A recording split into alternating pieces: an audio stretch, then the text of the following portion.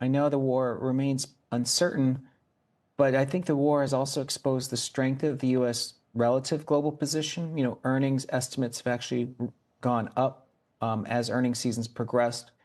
The U.S. is a leader on AI, and that productivity lift is meaningful. I think it's really one of the drivers for not only GDP, but one of the reasons U.S. companies have been resilient. And I know there's a lot of investors still on the sidelines. So I think the war remains uncertain, and I mean, it certainly looks like it's going to be a longer war, but I do think stocks actually still have some tailwinds actually as we get through May and into July. What Tom Lee is saying here is actually pretty important, and honestly kind of surprising given everything going on. You've got geopolitical tensions, war headlines, oil uncertainty, and yet earnings are going up, not down. That's the key. The market doesn't move based on fear alone. It moves on earnings and future expectations. And right now, AI is driving both. If you like breakdowns like this, where we cut through the noise and focus on what actually matters in the market, make sure to like and subscribe. It really helps the channel and lets me keep making these.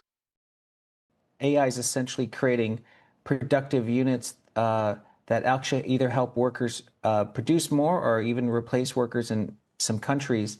It's primarily taking place in just the US and China. And so I'm not surprised in a way that we could see the US companies actually disproportionately benefiting this because it's not really taking place in Europe. So I'd sort of expect that concentration. But as far as like the effects later this year from higher oil, I think that's a negative consequence, and I think it raises questions about what the Fed could do.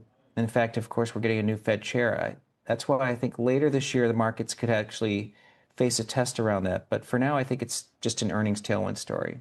This is where things get more nuanced. A lot of people are worried that the market is too concentrated. Basically, that it's just AI stocks and semiconductors carrying everything. And Tom Lee is saying that's actually expected. Why? Because AI isn't evenly distributed across the world. It's mostly the US and China. So naturally, US companies, especially big tech, are benefiting more than everything else.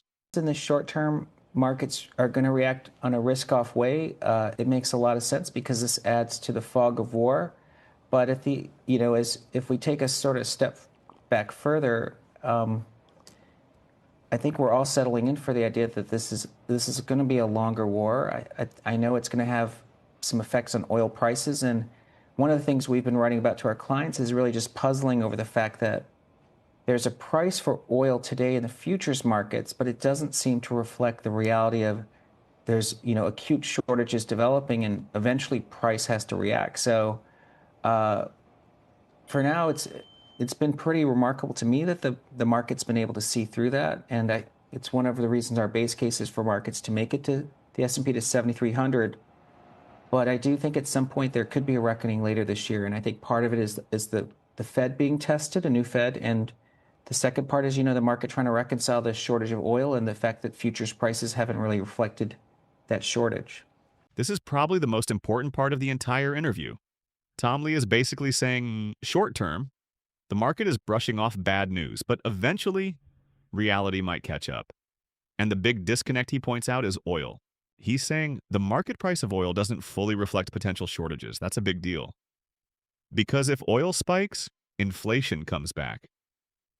The Fed gets pressured and markets could correct hard. I think we're still, when we look at investor positioning, 2026 is unusual because in past corrections, retail investors were the steady buyers, but this year it looked like they were selling into the lows.